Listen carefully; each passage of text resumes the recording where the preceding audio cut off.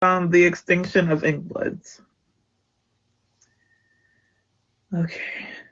I've watched poetry die slowly like a candle suffocating under the weight of its own wax, each drip a generation forgetting how to feel.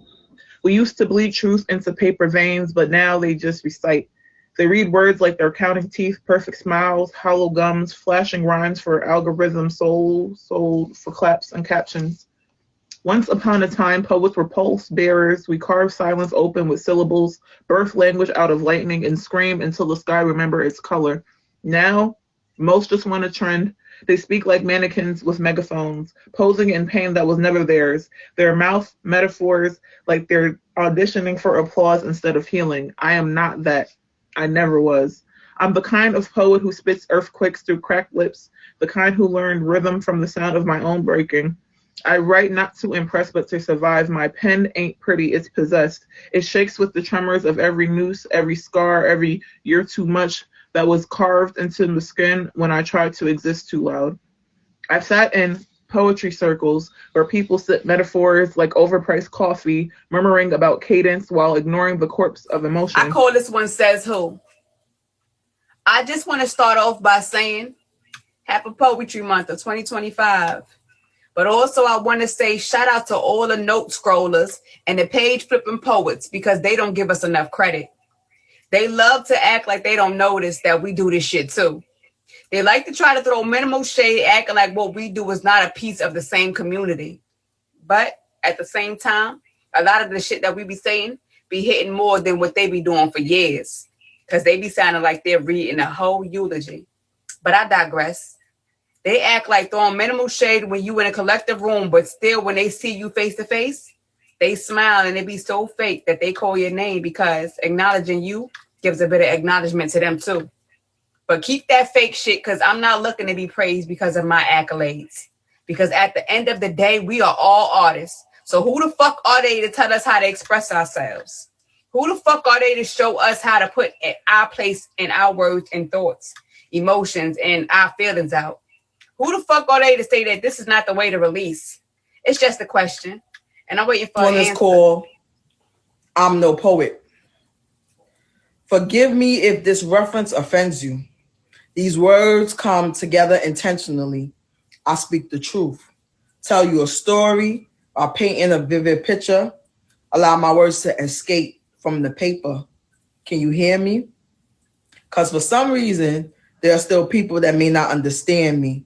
So they call me fake while holding their head when I drop a line or two to send shock signals their way. I do not mean to offend. I drop a disclaimer or two to warn you, but somehow my words get misinterpreted. I do my research. I take my time. I do not take pity. I talk my shit because I know my true purpose. My creativity helps transform beautiful ideas into wonderful, memorable stories. If you asked me years ago if I was a poet, I would have probably laughed, even though my love for writing took a hold of me. I transformed my hobby into genuine love for all things poetry. If you ask me today if I'm a poet, I'm going to tell you I'm no poet. I'm a creative soul addicted to using the gift I was blessed Mark. with. I don't need to be loud to be powerful. I've learned the art of surrender, how to kneel without breaking, how to beg without shame, how to ache and still be whole. My eyes are blue, but they don't freeze. They burn slow, like a candle that knows that its own wax is holy. I like the hush of rope, the way it hums against my skin like a secret being kept. I like the pause before the pull, the moment that I know I'm not mine, but I'm still entirely me. I like women, the curve of them, the command in their quiet, the way that they touch like they've studied the map and still want to let themselves get lost. Their mouths know how to ask without words. Their hands know how to hold without hurting. I like being bitten, not just touched, claimed, marked like a page that someone couldn't stop reading. Bruises that bloom like violets in spring, proof that I was wanted and remembered. I want to be told what to do by someone who sees me, not just the body, but the storm beneath it. Someone who knows that submission isn't weakness. If only the woodpecker sighs, the bark on the trees were as soft as your thighs when they receive me like cockpit. No pun intended. The backs of your kneecaps become my thumb rest. The back of my head where my eyes go. As I slide inside your port to seas uncharted. These ain't cold waters nor calm belt. This be jacuzzi. Relax me, soothe me. But never lazy river, woo me. And wave fool me. I just love the way that fight back do me. Ooh wee. How I would love to take you to the stars, do things the Milky Way, go Mars with these bars, but I feel no need to stop breathing this time. And going into galactic while I'm in your galactic oceanic sister, who you seem to be. And tonight, I'm your world. Wrap yourself around me until we both tie tight, so I grip on reality and let the madness unfurl. Dumbala and Ragnarok.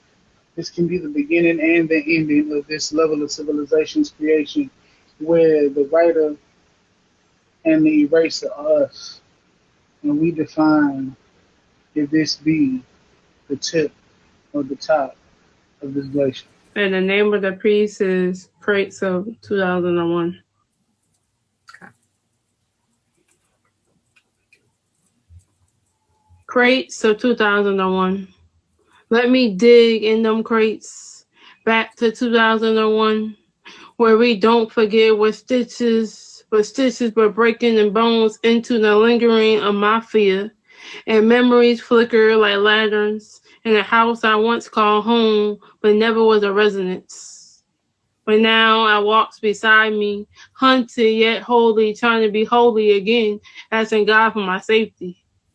I gather what remains, a little meditation, a bruise, a prayer, the receipts of all the shopping I did for pieces of myself. I later learned I couldn't be bought.